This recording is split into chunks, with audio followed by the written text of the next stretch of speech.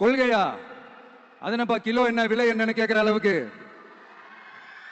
அப்படி ஒரு கட்சியை ஒண்ணு நடத்திக்கிட்டு அந்த கட்சியினுடைய தலைவர் தமிழ்நாட்டு முதல்வர் சொல்றாரு நமக்கு கொள்கை இல்லையா.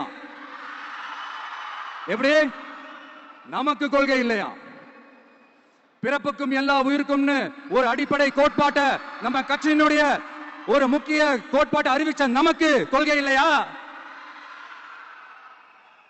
எல்லாருக்கும் எல்லாமும் கிடைக்கணும், சமூக நீதி கிடைக்கணும், அந்த சமூக நீதி உண்மையான சமூக நீதியா இருக்கணும், சாதிவாரி கணக்கெடுப்பு நடத்தணும்னு ரொம்ப ஸ்ட்ராங்கா சொன்ன நமக்கு கொள்கை இல்லையா? CAA அறிவிச்சதுக்கு அப்புறம் அப்ப நம்ம கட்சி ஆரம்பிக்கிறதுக்கு முன்னாடியே எதிர்த்த நமக்கு கொள்கை இல்லையா?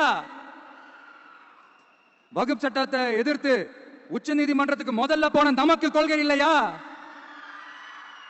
நீட்ட வந்தா ஒழிச்சிருவேன், நீட்ட வந்தா அழிச்சிருவேன், ஆட்சிக்கு வந்தவனே ரத்து செய்யறதே நீட்ட தான், அப்படி இப்படின்னு கதையெல்லாம் விடாம கல்விய மாநில பட்டியல சேர்க்கணும்னு சொன்னதோட மட்டும் இல்லாம அதுக்கு ஒரு இடைக்கால தீர்வை சொன்ன நமக்கு கொள்கை இல்லையா?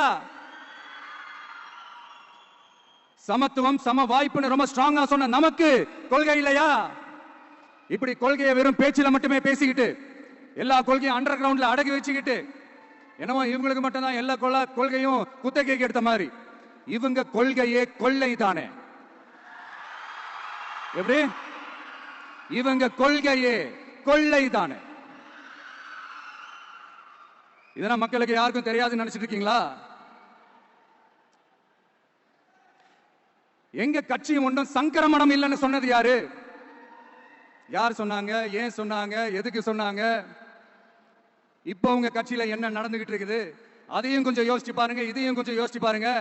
அதனால பாப்பா பவள விழா பாப்பா,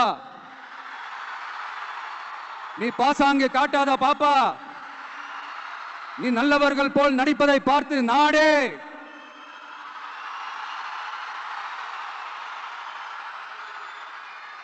பாப்பான்னு சொன்னோம்.